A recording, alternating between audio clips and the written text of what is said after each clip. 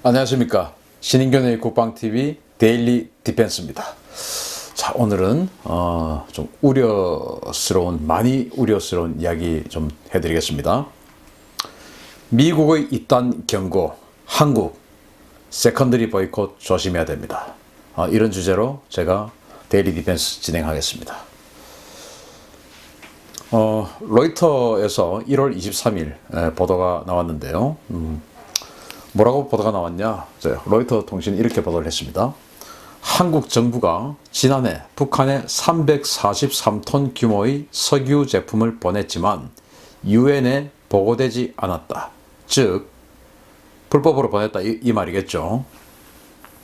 이에 대해서 한국 외무부는 남북 공동사업 수행을 위한 석유 제품만 사용했고 제재 목적에는 해를 끼치지 않는다는 것이 자신들의 시각이라고 발표했다. 그냥 자의적인 해석인 것이죠. 한국 외무부의 자의적인 해석입니다. 그래서 로이터는 이렇게 해석합니다.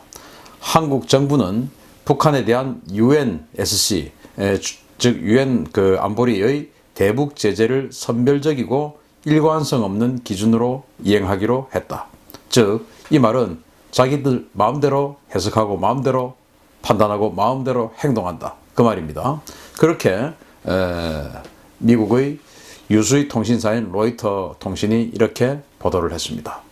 정말 여기에는 유엔의 이야기, 그리고 한국 외무부의 이야기, 그리고 로이터의 분석, 이렇게가 있는데 이런 핵심 키워드만 보더라도 미국이 우리에게 대한민국을 어떻게 생각하고 있는가 하는 것을 단적으로 볼 수 있는 그런 기사가 되겠습니다.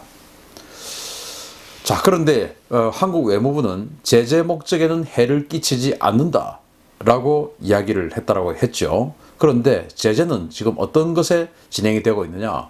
이렇게 진행되고 있습니다. 자원, 불법 무기, 그리고 사치품, 금융, 그리고 여행, 이런 모든 것에 전방위적이고 광범위하게 제재가 진행되고 있습니다. 이것은 유엔 제재, 그리고 미국의 독자 제재, 즉 세컨더리 보이콧, 이런 것까지 해서 광범위하게 진행되고 있는데 유엔 제재만 하더라도 이렇게 진행이 되고 있는데 거기에 대해서 우리 한국 외무부는 343톤의 불법 석유 제품이 들어갔음에도 불구하고 관계가 없다. 유엔의 제재에는 위반하지 않는다라고 우리는 바라본다. 라는 이야기를 했다는 것이죠. 그건 누가 판단해 준 것이 아니고 한국 외무부가 그렇게 판단한다 라고 이야기를 했다라고 하는 겁니다. 그것을 로이터가 봤을 때는 한국이 지극히 자의적이고 한마디로 자기 마음대로 해석한다, 그런 말인 것입니다. 일종의 경고의 메시지를 보내는 것입니다. 로이터 통신이. 자, 우리 정부는 북한에게 뭐를 갖다가 어떻게든지 못 줘서 안달입니다. 예를 들어서 스위스제 타미플루가 있습니다. 그 독감 예방약이 되겠죠. 이 스위스제 타미플루가 이게 이제 저작권 기간이 지나가지고 2016년 이후부터는 전 세계 모든 제약회사에서 다 생산을 할 수가 있습니다. 여러분들 혹시 기억하실지 모르겠지만 과거에 비아그라라는 약품이 있었습니다. 이게 이제 저작권 유효기간이 지나가지고 우리나라 회사에서도 어떤 유사한 그런 이름을 가지고 아주 다양한 그런 약들이 많이 나왔죠. 그래서 그런 것처럼 이 스위스제 타임플루도 자기네들이 최초로 만들었지만 이제는 우리 한국 제약회사에서도 다 이런 것들을 만들어요. 그런데 북한은 스위스제, 즉 오리지널 타미플루를 가지고 오라, 이렇게 이야기를 했거든요. 그래서 우리는 우리 한국 제약회사에서 만드는 그런 타미플루가 아주 많음에도 불구하고 굳이 돈을 주고 스위스제를 사와서 북한에게 갖다 주는 것이죠. 정말 참 충실하게 수행을 하는 겁니다. 혹시 삐질까봐 그런 것입니까? 그리고 석유 343톤, 지금 이제 이 이야기를 시작한 계기가 된 보도에 나온 그 내용이죠. 석유 343톤을 불법으로 갖다 줬다는 겁니다. 그리고 공사도 하지 않을 남북철도 착공식 또는 착수식을 시행을 했죠. 그런데 이 남북철도 이를 갖다 실제로 연결하고 북한의 그 철도를 전부 개량을 해주고 우리가 사용할 수 있게끔 개선을 하려고 하면은 제가 지난번에 말씀드린 대로 114조 원의 예산이 궁극적으로 들어갈 것이다 라는 연구 결과가 나와 있습니다. 그러한 어마어마한 천문학적인 예산이 들어가는 그런 사업임에도 불구하고 지금 못해서 안달인 것입니다. 다음, 북한산 석탄을 밀반입하다가 걸렸죠. 지금 모르쇠로 일관을 하고 있는데 어쨌든 걸렸죠. 그리고 이건 대단한 것은 아닙니다만은 어쨌든 그 북한산 송이의 답례품이라고 하지만 귤을 200톤을 공군 수송기에 실어서 보냈습니다. 그리고 지금 북한에 대한 지원 예산, 혹자들은 퍼주기 예산이라고 하죠. 그게 지금 스탠바이 되어 있는 것만 해도, 즉 올해 2019년 예산에 들어가 있는 것들만 해도 이 정도입니다. 한번 보시겠습니다. 남북협력기금에 총 1조 1,004억. 왜 하필 또 뒤에 천사라고 붙였을까요? 굳이 1,004억을 맞춘 것 같습니다. 1,004. 1조 1,004억. 그리고 그 다음에 남북경협 인프라 5,044억. 또 사회문화교류 예산에 205억. 그리고 평화안보관광지구 예산에 110억 원.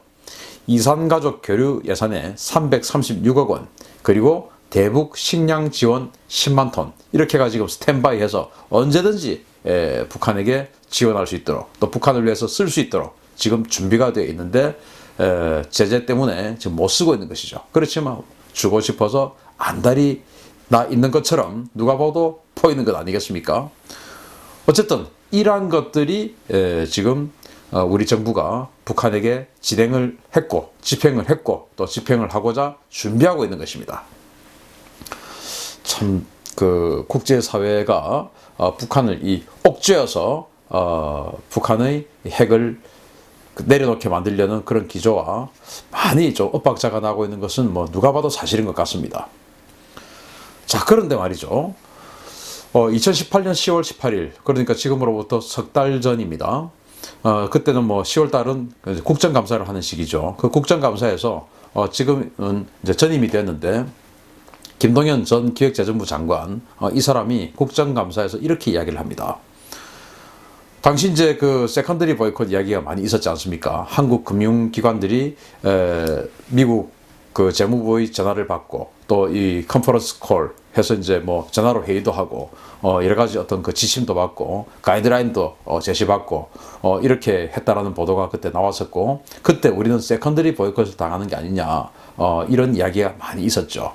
그리고 이제 이 시기쯤에 10월 말 11월 달 이럴 때 이제 아세안 정상회담을 할 때 그때 텍사스주의 텍사스 엔젤로 주립대학의 브루스 백톨 교수가 한국에 대한 세컨더리 보이콧을 경계하는 그런 인터뷰를 우리 국내 언론과 하기도 했었습니다. 제가 유튜브 동영상을 통해서 보도를 해드리기도 했죠. 그런데 우리 국회의원들이 미국의 세컨더리 보이콧, 즉 대북 제재 위반을 통한 위반으로 인해서 우리 대한민국이 미국의 세컨더리 보이콧을 받으면 어떡할 거냐? 이런 이제 질문을 한 겁니다. 그때 김동연 장관이 뭐라고 이야기를 하느냐? 참 기가 막힌 대답이죠. 유엔 제재를 어길 만한 일을 하지 않겠다. 당연히 우리 국제사회의 질서, 그리고 유엔 제재, 안보리 제재, 그리고 미국의 세컨더리 보이콧 이런 것들을 철저하게 준수해 나가겠다 라고 이야기해야 되는 게 정상 아닙니까? 여러분들이 장관님이라면 어떻게 대답하시겠습니까? 당연히 유엔 안보리 제재 기리안을 충실히 이행하겠다. 즉 세컨더리 보이콧 받을 일 안 하겠다. 이렇게 이야기해야 되는 거 아니겠습니까? 그런데 김동연 당시 기획재정부 장관 이렇게 이야기합니다. 세컨더리 보이콧에 대해서 시나리오별로 대비하고 있다. 기가 막힌 이야기죠. 그때 우리 정부는 세컨더리 보이콧 각오했다 이 말입니다. 세컨더리 보이콧 들어오면 어떻게 됩니까? 나라 망합니다. 나라 망하는 것을 각오했다 이 말입니다. 이거 너무나 웃기는 이야기 아닙니까? 그런데 야당도 참 웃겨요. 참 이렇게 무능력할 수가 있습니까?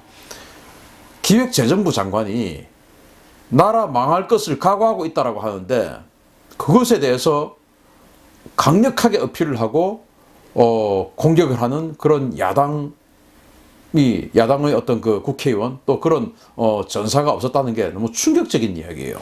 여러분들 이 내용에 대해서 아주 깊이 또 지금 혹시 이 동영상을 지금 보시는 분들 중에서 이 이야기를 처음 듣는 분도 아마 있으실 겁니다. 그건 뭐냐? 야당이 야당 역할을 제대로 못했기 때문에 언론에 이야기가 안 나왔고 이것이 어떤 그 휘발성이 없었다라는 것입니다.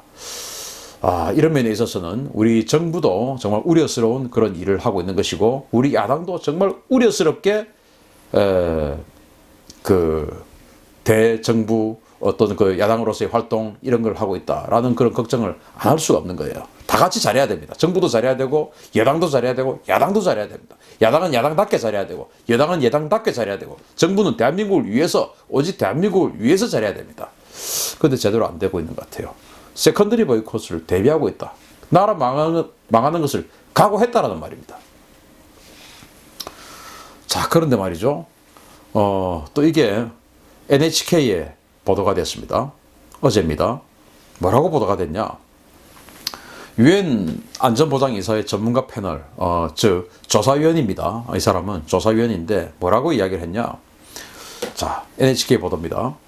북한이 해외에 설립한 회사가 북한으로 외화를 송금할 때 홍콩에 등기된 법인을 경유했는데 여기에 한국 국적 53세 남성이 중개한 것으로 보고 한국 국적 남성 2명을 조사 중이다. 이렇게 이야기합니다. 그런데 해당 법인의 러시아 지사 대표는 주로 북한 대사관 직원이다. 이렇게 이야기합니다. 또 한국 정부에 한국 국적 남성에 대한 정보 제공을 요청했으나 회신하지 않고 있다. 이렇게 유엔 안보리 전문가 패널 관계자, 즉 조사위원이 이렇게 NHK와 인터뷰를 했다라는 겁니다. 자, 이 말을 다시 제가 한번 풀어드리겠습니다. 북한이 이제 불법으로 외화를 송금할 때 홍콩에 있는 그 페이퍼 컴퍼니를 이용을 했는데 여기에 북한이 아니고 한국 국적의 즉 대한민국 국민 53세 남성이 여기에 개입되어 있다는 거예요. 그 사람이 외화를 불법 중개해 줬다라는 겁니다. 그래서 한국 국적의 남성 2명을 지금 조사 중이라는 건데 문제는 이 해당 그 페이퍼 컴퍼니 그 해당 법인의 러시아 지사 대표가 주로 북한 대사관 직원이다. 즉 이 홍콩에 있는 이 법인의 주인이 북한이라는 겁니다. 왜? 러시아 지사 대표가 그 법인의 러시아 지사 대표가 주로 북한 대사관 직원이니까 당연히 이 홍콩에 있는 이 외화 송금 관련한 이 법인이 북한 회사인 것이죠. 그런데 여기에 한국 국적의 53세 남성이 개입이 되어 있습니다. 자, 이런 것들을 한국 정부 유엔이 한국 정부에 이 남성에 대한 정보 제공을 요청했으나 우리 정부는 유엔에 이 정보를 주지 않고 있다. 이 말입니다. 우리 정부는 뭐 도대체 무슨 생각을 하고 이런 사람에 대한 정보를 안 주고 있는 것입니까? 이거 마치 제가 뭐 지난번에도 그 중국 관련해서 또 중국과 북한 관련해서 말씀을 드릴 때 보도해드렸던 내용인데 리팡웨이라고 중국에 지금 뭐 그 랴오닝성 이쪽에 활동하고 있는 불법 무역업자가 있습니다.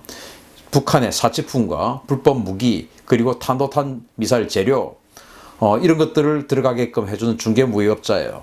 CIA가 이 사람 체포하기 위해서 신병 인도 요청을 했는데 중국이 묵묵무답 내놓지 않고 있습니다. 그거하고 지금 똑같은 거 아닙니까? 중국이 북한의 유엔 안보리 제재를 위반하고 북한의 그런 불법 무기 또는 불법 무기 재료 이런 것들이 들어가게끔 해준 그 무역업자의 정보를 미국에게 주지 않고 있는 것과 한국이 북한의 불법 외화가 들어가는 그 북한 회사로 보이는 그 회사에 한국 국적 53세 남성이 개입이 되어 있는데 그 사람에 대한 정보를 유엔이 달라고 하는데 안 주는 것 이거 너무나 판박이 아닙니까? 이렇게 우리 정부가 행동을 하고 있다는 것은 정말 미국을 비롯한 국제사회가 우리 대한민국을 어떻게 바라볼 것이냐 하는 그런 심각한 어떤 그 기로에 서 있는 그런 상황이다라는 그 우려를 안 할 수가 없는 것이죠. 자, 그렇게 우리는 북한에게 지금 잘해 주려고 노력을 하고 있는데 국제사회로부터 어마어마한 위신 손상, 신뢰 추락 이런 것들을 감수하고 하고 있는데 제가 이 사진 볼 때마다 화가 나서 정말 다시 또 흥분하려고 하는데 우리 통일부 장관에게 이런 놈이, 이따위 놈이 이런 감자바위를 먹이면서 개념이 없으니까 시계가 주인 닮아서 저렇게 고장이 난다 라는 이야기를 하지 않나. 국내 최대의 개발, 세계 유수의 재벌 기업들의 총수에게 냉면이 목구멍으로 넘어가냐, 이따위 소리를 듣고 있는 게 우리 대한민국의 현실입니다. 국제사회의 질서를 위반하고 또 국제사회 유엔으로부터 정보 제공을 요청받았음에도 불구하고 그것을 이른바 무시하고 있고 하는 그런 북한에 대해서 북한이 혹시 북한의 심기를 거스릴까봐 그렇게 노력을 하고 있음에도 불구하고 그래서 그런지 그래 니들은 우리가 아무렇게나 해도 니들은 그래도 우리한테 충성하는 딸랑이 같은 놈들이니까 우리 함부로 해도 돼. 북한의 최고 지도자도 아니고 중간 간부쯤 되는 이런 놈이 우리에게 이런 짓거리를 함부로 할 수 있다. 이거는 도대체 우리가 얼마나 우습게 보이면 이렇게 할 수 있느냐 이런 것이죠. 자, 이 사진 한번 보겠습니다. 여기 이제 평양 선언을 할 때 우리 문재인 대통령과 김정은이 노동당사 로비에서 지금 뭐 손을 잡고 사진을 찍은 것인데 이 뒤에 보면 사진에 좀 큰 사진을 이제 보실 텐데요. 김정은 뒤에 여기 뭐 낫과 도끼, 펜, 망치, 펜 이런 그 노동당 규약의 상징인 그 마크가 있습니다. 그 밑에 이제 우리 한반도 마크가 이렇게 있는데 원래 저 한반도 마크는 없었던 것이에요. 이번 문재인 대통령의 평양 방문의 즈음에서 만드는 거라고 합니다. 자, 노동당 여기에 대해서 태영호 전 영국 주재 북한 공사는 방송에 출연해서 했던 내용인데 거기에 뭐라고 이야기를 하셨냐, 태영호 공사가 이 노동당 규약의 상징 아래에 한반도를 놔두었다라고 하는 것은 북한의 적화 통일 의지를 그대로 보여주는 것이다. 이것을 북한은 언론 매체 계속 연일 보도를 하면서 즉 북한 노동신문이나 조선중앙TV 뭐 이런 것에 계속 보도를 하면서 이 사진을 계속 보도를 하면서 이제 선전에 활용을 하고 있다라는 것이죠. 그런데 이 노동당 규약이 뭐냐? 노동당 규약의 아래에 지금 한반도가 있다는 겁니다. 그렇기 때문에 적화 통일의 의지를 표현하는 것이다. 이렇게 지금 태영호 공사가 해석을 했는데 노동당 규약이 뭐냐? 바로 이렇습니다. 조선노동당의 당면 목적은 공화국 북반부에서, 즉 북한입니다. 공화국 북반부에서 사회주의 강성국가를 건설하며 전국적 범위에서, 즉 한반도 전체입니다. 민족해방 민주주의 혁명의 과업을 수행하는 데 있으며 최종 목적은 온 사회를, 즉 한반도 전체입니다. 우리 남한까지 온 사회를 김일성, 김정일주의화 하는 데 있다. 이게 노동당 규약이랍니다. 그 이런 노동당 규약 아래에 우리 한반도 그림을 그려놓았다고 하는 것은 역시 노동당 규약을 한반도에 실현하겠다. 그 말인 것이다. 라고 태영호 공사는 해석했습니다. 태영호 공사의 해석이 그동안 방송을 보신 분들 잘 아시겠지만 대부분 맞아왔습니다. 김정은 신년사를 어떻게 할 것이냐 하는 것도 거의 쪽집게처럼 맞춰왔던 분이고요. 그래서 이런 것들도 저는 태영호 공사의 말이 상당히 신빙성, 신뢰성 있지 않느냐라고 판단을 하는데 그렇다는 것은 대한민국을 적화 통일하겠다라고 하는 그런 상징물 앞에서 대한민국 대통령이 북한 김정은과 손을 맞잡고 저렇게 미소를 보이고 있다라는 것은 북한의 술책에 완전히 넘어가는 그런 행동, 상황 이런 것일 수밖에 없는 것이죠. 이런 상황을 보면 저렇게 웃고 계실 일이 아닌 것 같습니다. 정말 안타깝기 그지없는 그런 사진이고 이런 것들이 북한 내부에 선전술로 활용되고 있다라는 것들이 정말 불쾌하기 이를 데가 없습니다. 우리는 무역국가입니다. 그런데 국제 고립은 파멸로 가는 지름길입니다. 정말 우리는 국제적인 고립을 당하고 있는 것 같습니다. 자, 여기 한번 보십시오. G20 정상회담을 하는데 부부 동반해서 어떤 사교의 친선의 장을 마련하고 있는데 우리 문재인 대통령과 영부인인 김정숙 여사는 그냥 따로 서서 아무하고도 이야기하지 않고 저렇게 그냥 외따로 서서 있습니다. 사교를 하지 못하고 있는 것이죠. 그 누구도 다가와서 말을 걸지 않고 있는 것이죠. 예를 들어서 문재인 대통령이 영어가 조금 서툴다고 이렇게 알려져 있습니다. 그래서 다가가서 먼저 말을 걸지는 못하신다 하더라도 우리나라 정도 되면, 이 정도 클래스 정도 되면 다른 나라 지도자가 와서 우리나라에게 먼저 대화를 걸고 이렇게 하는 것이 그동안 우리가 봐왔던 모습입니다. 그런데 전혀 그런 모습을 보이지 못하고 있죠. 자, 여기는 또 한번 보시겠습니다. 밴쿠버 회의, 즉 한국전에 참전했던 16개국과 지원했던 나라들 해서 22개국 국가들의 외무부 장관들이 모여서 북한에 대해서 어떻게 그 제재를 결행할 것이냐 하는 그런 것들을 의논하는 자리였는데, 외무부 장관 모임입니다. 강경화 외무부 장관, 여기는 또 얼마나 영어를 잘합니까? 그럼에도 불구하고 이렇게 따로 국밥, 따로 놀고 있습니다. 한국 외무부 장관과 대화하지 않습니다. 이런 상황이에요. 그리고 중국에 갔습니다. 익히 잘 알고 있는 혼밥, 바로 그것이죠. 또 아시아 유럽 정상회담 아셈입니다. 여기에서는 우리 문재인 대통령 따로 여기에서 지금 혼자서 뭔가를 지금 검토하고 계십니다. 어울리지 못하고 있어요. 사진 찍는데도 빠져버렸어요. 이때 단체 사진 찍는데 빠졌어요. 이런 일이 있습니다. 자, 이 짧은 동영상 한번 보시겠습니다. 이 동영상은 평창 동계올림픽입니다. 여기에서 평창 동계올림픽이기 때문에 당연히 우리 문재인 대통령이 호스트죠. 주인입니다. 그래서 여기에 펜스 미국 부통령과 아베 일본 총리가 이제 있는데, 뭔가 우리 문재인 대통령이 두 분에 대해서 이렇게 소개를 하는데, 소개할 이유는 없겠지만 어쨌든 뭔가 대화를 주도를 하려고 하는데, 우리 문재인 대통령을 패스하고 자기네들끼리 아베와 펜스 부통령이 그냥 손잡고 지금 뭔가 이야기를 나누고 있죠. 이런 상황인 것입니다. 우리 무역국가인 대한민국이 세계로부터의 고립은 파멸로 가는 지름길입니다.